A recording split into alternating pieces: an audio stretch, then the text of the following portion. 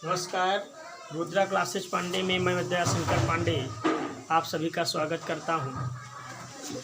आज की इस क्लास में आपको क्लास 10th का साइंस पढ़ाया जाएगा।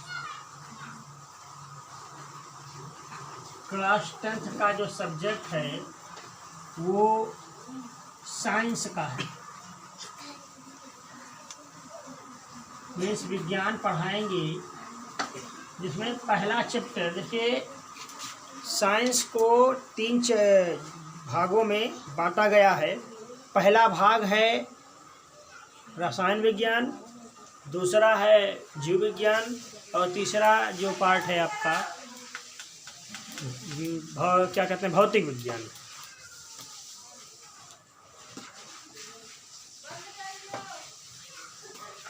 तीन भागों में इसको बांटा गया है विज्ञान को। तो उसमें से सबसे पहले स्टार्ट किया जाएगा तीसरा पार्ट जो है आपका भौतिक विज्ञान। तो भौतिक विज्ञान का सबसे फर्स्ट लेसन आपको पढ़ना है प्रकाश का परावर्तन। लेसन का नाम डाल लेंगे। पहला लेसन है प्रकाश का परावर्तन। बहुत ही इम्पोर्टेंट टॉपिक है आपका प्रकाश का परावर्तन। ये प्रकाश का परावर्तन आपको जो है हाई स्कूल से लेकर के इंटर तक पढ़ना है प्रकाश के परावर्तन से। अब देखिए, सबसे पहले तुम लोगों को पढ़ना है साइंस। तो इसका मतलब हुआ कि साइंस क्या है, विज्ञान किसे कहते हैं। यदि कोई क्वेश्चन आपसे पूछे कि व्हाट इज साइंस, विज्ञान क्या है, तो विज्ञान का मतलब हुआ कि किसी वस्तुओं के बारे में जानकारी प्राप्त करना।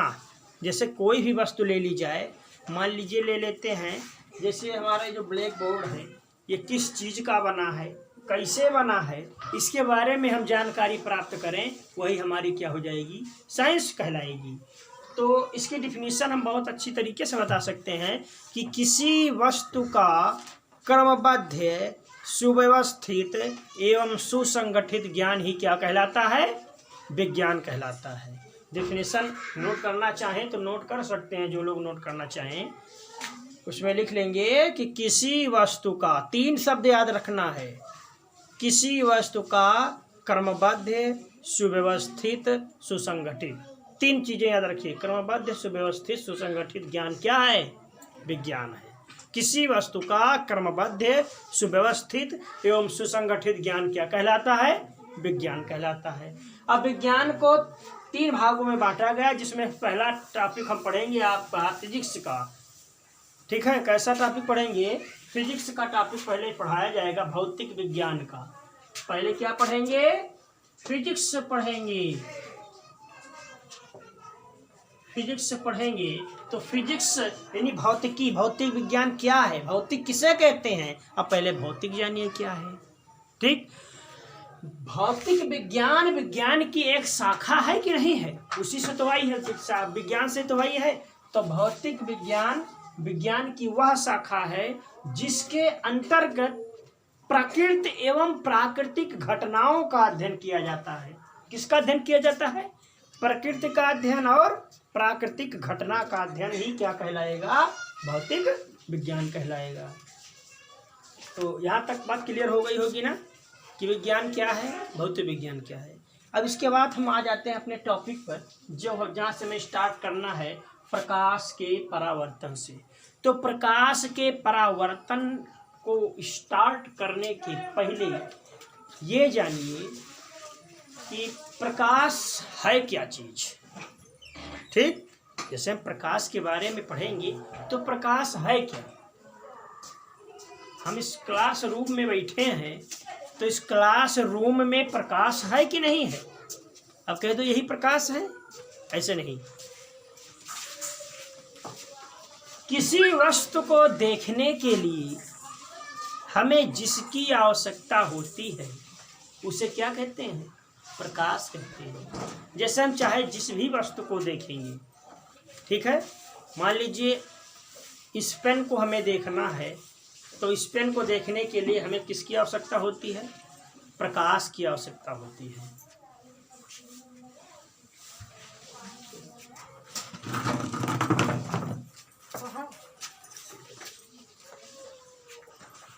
हाँ, पेन को देखने के लिए किसकी आवश्यकता होगी?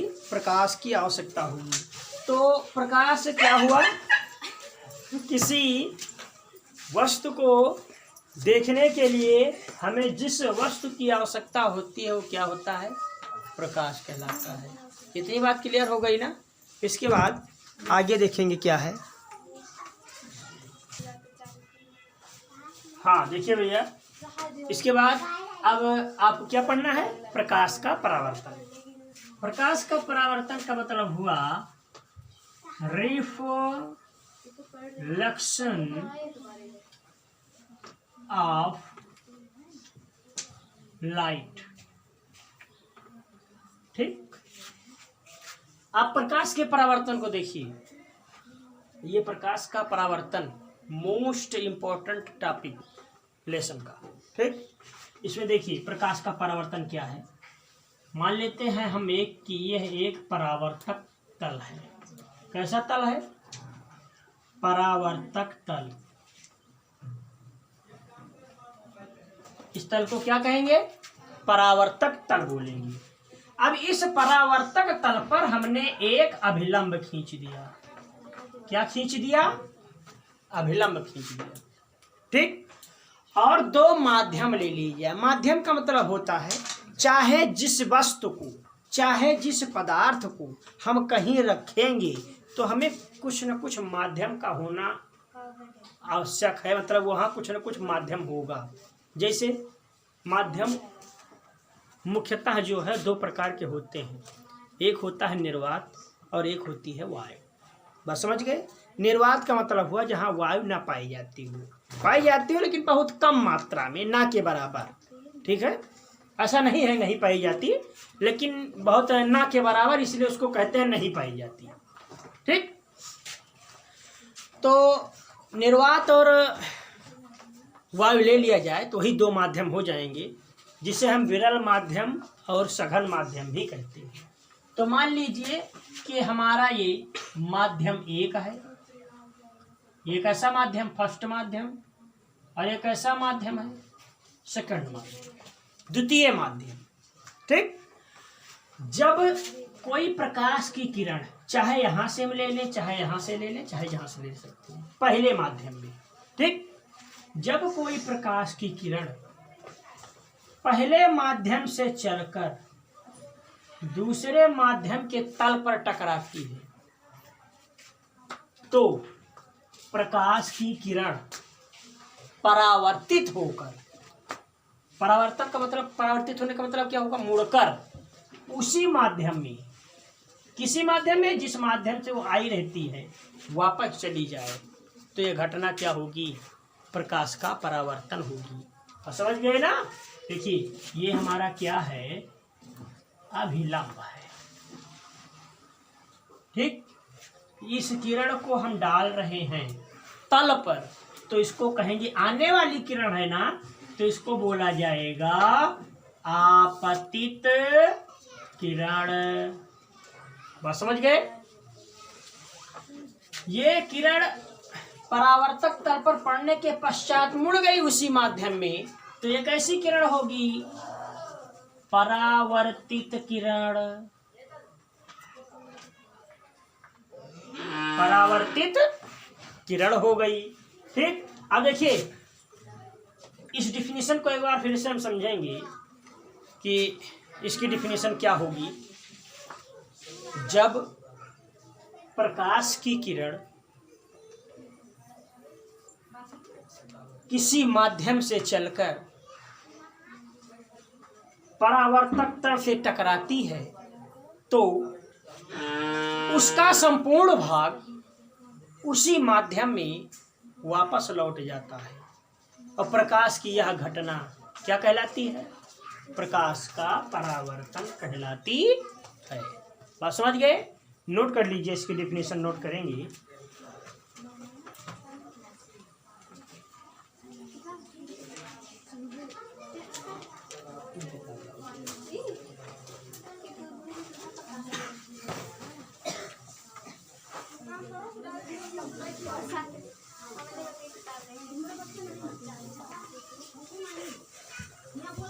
हाँ चलिए लिखिए। जब प्रकाश की किरण, देखिए इसको हम एक चीज और मान सकते हैं, इसको कह दिया जाए चाहे पालिशदार तल, इस पर पालिश हमने कर दिया भैया। पालिश का मतलब समझते हो, जैसे दर्पण देखा होगा ना, दर्पण का मतलब शीशा जिसे बोलते हो, घर पे शीशा कहते हो ना, उसमें अपना चेहरा देखते हो। उस दर्पण पे जो है पीछे पालिश लगी रहती है ना, पालिश लगी रहती नहीं, अगर पालिश हटा लिया जाए तो हमें अपना चेहरा दिखाई देगा? नहीं दिखाई देगा ना। तो मान लीजिए वही दर्पण है, सेम वो कैसी क्रिया होती है, जब हम शीशे को, दर्पण को अपने चेहरे के सामने लाते हैं तो हमें अपना चेहरा दिखाई देता है। तो कैसी क्रिया होती है? वही है प्रकाश का परावर्तन। बात समझ गए ना? तो इसको लिखिए, जब प्रकाश किसी चिकनी या पालिशदार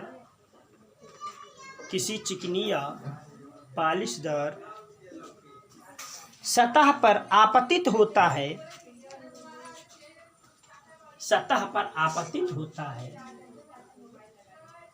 तो उसका अधिकांश भाग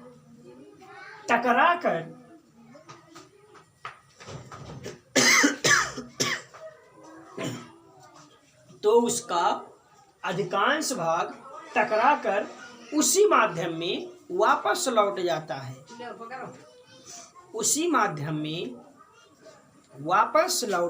है। प्रकाश की यह घटना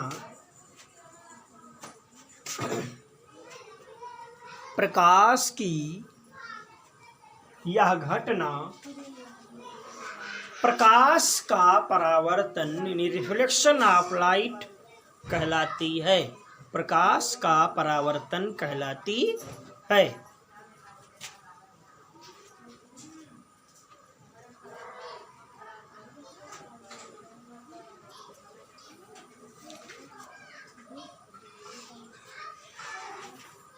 हो गया ना? इतना क्लियर हो गया होगा। अब देखिए इसके रूल्स, देखिए नियम, इसके नियम क्या हैं? नियम देखते हैं। पहले नियम पढ़ने के पहले कुछ चीजें ध्यान दीजिए। अभिलंब तथा आपतित किरण के बीच कुछ एंगल बन रहा है, यहाँ पे ना दिखाई दे रहा होगा एंगल। इस एंगल को कहते हैं एंगल आई, और एंगल आई का नाम क्या है? इसको कहते हैं आपतन कोण। कैसा कोण कहते हैं? आपतन कोण। बात समझ में आ गई? और अभिलंब तथा परावर्तित किरण के बीच में भी कुछ एंगल बन रहा है, इसको कहते हैं आर। ठीक, इसको कैसा एंगल कहते हैं?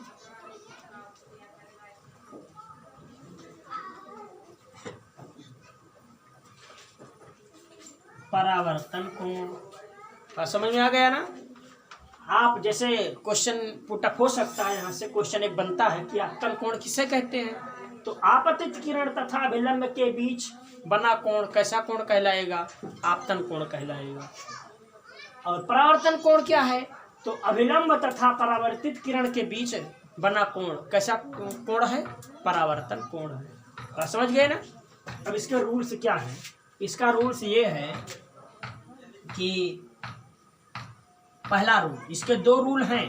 पहला रूल ये है कि आपतित किरण, इसको नोट करते चलिए, आपतित किरण आपतन बिंदु तथा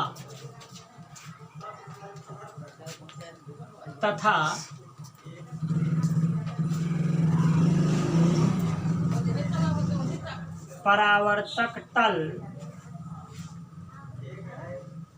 पर खींचा गया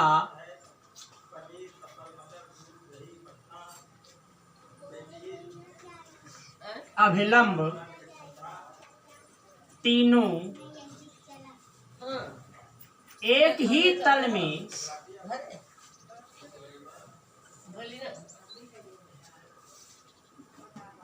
स्थित होते हैं।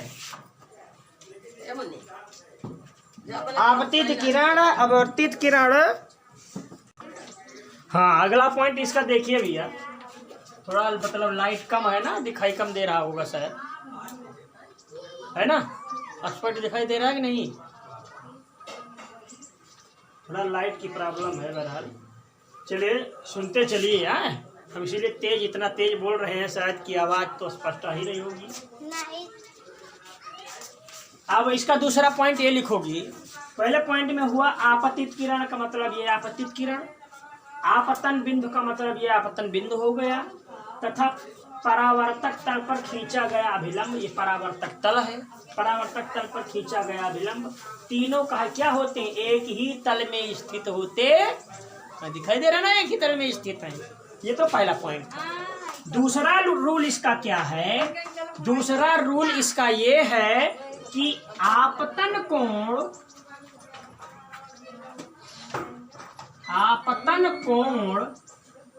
आई ये बराबर होता है, किसके बराबर होता है?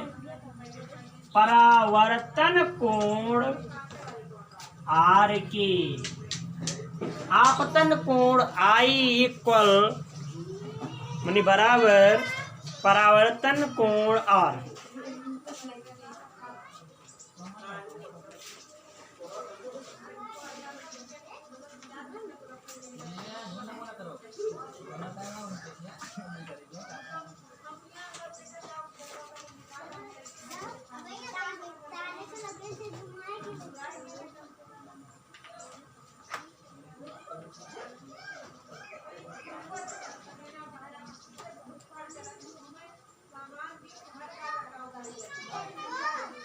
हो गया? नोट कर लिए ना? अब इसके बाद ये प्रकाश का परावर्तन जो था आपका, अब प्रकाश के परावर्तन के बाद में आपको पढ़ना है दर्पण, दर्पण का ध्रुव, दर्पण की वक्रता त्रिज्या, और इसी चैप्टर में है प्रकाश का अपवर्तन। पहले दूसरा चैप्टर, पहले जो है यूपी बोर्ड में परावर्तन और अपवर्तन दोनों अलग अलग चैप्टर थे, लेकिन एनसीईआरटी ने दोनों चैप्टरों को कंबाइंड कर दिया है, एक आपस में जोड़ दिया है, एक ही लेसन के अंतर्गत दोनों को पढ़ना है। तो पहले हम पढ़ेंगे दर्पण, दर्पण के प्रकार, दर्पण का ध्रुव, वक्रता केंद्र, वक्रता त्रिज्या। उसके बाद ढेर सारी चीज़ें बताई जाएंगी। फिर इसको नोट कर लीजिए, अच्छे से नोट्स बना लीजिए, तैयारी करते रहिए, ठीक है? और वीडियो पसंद आए तो दोस्तों को शेयर करिए, सब्सक्राइब करिए, ठीक है? ओके।